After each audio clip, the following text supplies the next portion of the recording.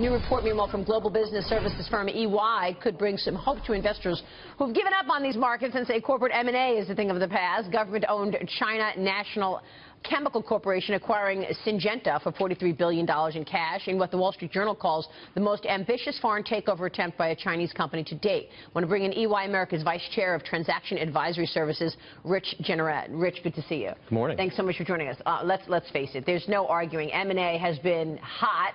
Continues to be hot. Are you expecting a year in 16 similar to what we saw in 15, which was record deals?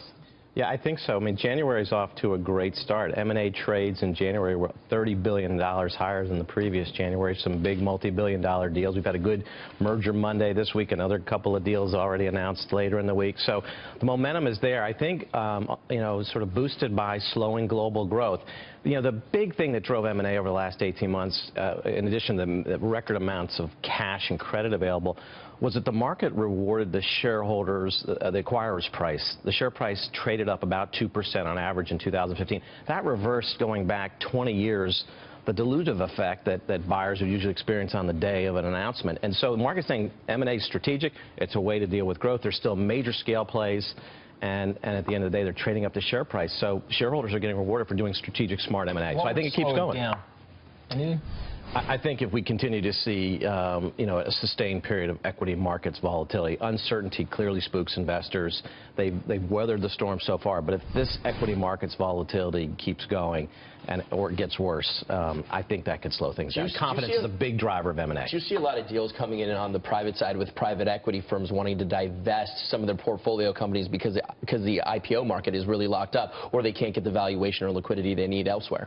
So private equity has been trading out of deals more than it's been trading, and if you look at the amount of capital that they've sent back to investors over the last couple of years, it's twice what they've invested. So the valuations for that market have been very strong. M&A premiums over the last 2 years have been good. I think they'll continue to sell, and they're going to be a little more cautious about buying, but they're the smartest guys out there. They'll play this thing smart. They have time. They don't have the same pressures that corporate America does to deliver those quarterly earnings results, which is a big reason, M&A is getting done. So they need to continue to drive the top line, and there's great synergy opportunities in a lot of the deals that are getting done. A lot of these deals are scale play in slower growth industries, so they're driving out costs. It's accretive to the bottom line. Which industries where are you going to see the most deals? Which industry? Let's focus even on the U.S., where the most opportunity is.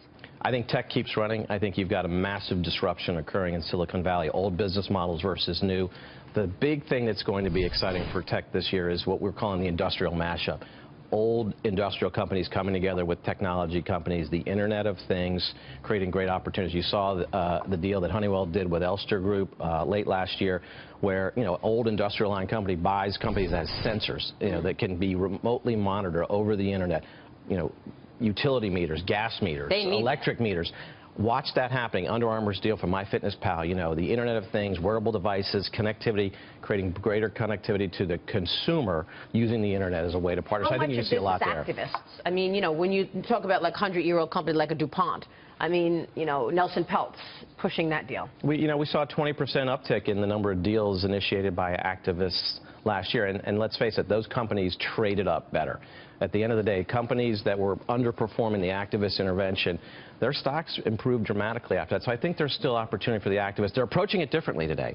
They're coming in around operational issues because the one good thing activists have done, if you want to debate how they forced a proactive approach by corporate America to deal with their portfolio. What percentage of these deals are tax inversions or being done to avoid U.S. taxes? Little. I mean, there's a lot of talk about M&A. Way less than people think. There are thousands of M&A. We had bigger deals. 10,000. Sometimes, but they're the volumes are very small.